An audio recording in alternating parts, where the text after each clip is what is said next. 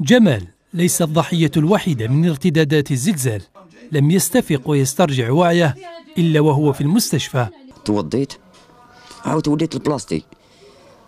شعت قلت أنا مازال شوية، خلي حتى شوية يطلع النهار ونروح. شعل تلفزيون قاعد نشوف الجزيرة، حتى نشوف تلفزيون راحوا منا ونشوف الفايونس طاحت.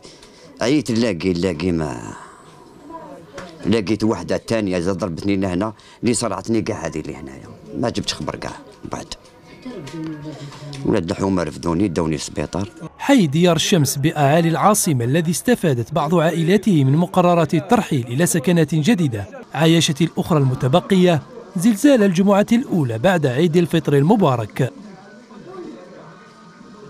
ديك الباكون كيف هما كيطيحوا هكذا، ودائما يقولوا لنا رانا نرحلوكم كل عام انا هكذا. طاحت الصباح، ايماجيني طاحت على ولد صغير يا اخو، والله غير راهم مات يا اخو.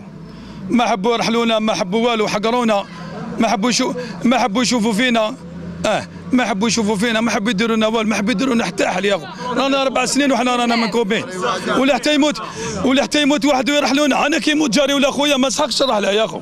نداءات استغاثة قبل وقوع الكارثة رفعها قاطنو هذا الحي لعلها تجد آذانا صاغية من السلطات المحلية التي أطلقت وعودا اعتبروها مسكنا مؤقتا للألم.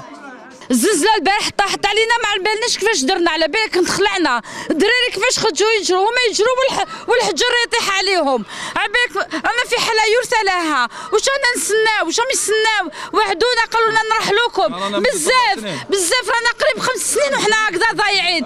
نوجه ندائي لزوخ او يقول زوخ الوالي العاصمه باللي كل حاجه راهي تمشي رجلو، ما عادش تمشي رجلو، راهي عصابه. الناس البرانيه ما يجيبوا فيهم يدخلوا ديار سمش على هو وصحاب الحي ولي زونسيان تاع ديار سمش ما يمدوناش.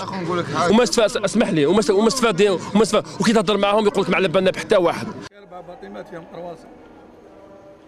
بناية هشة تعود إلى العهد الاستعماري، أشير على أنها غير صالحة للسكن، لكن قاطنوها ينتظرون ساعة الفرج. الباطمه حتريب عمو رحلونا باسكو حنموتوا عمو. كون غدوه تلقاونا في القبوري، كنا حنا المستقبل تاعنا والو، حنا لا شيء، مستقبل تاعنا الموت هذا ما كان.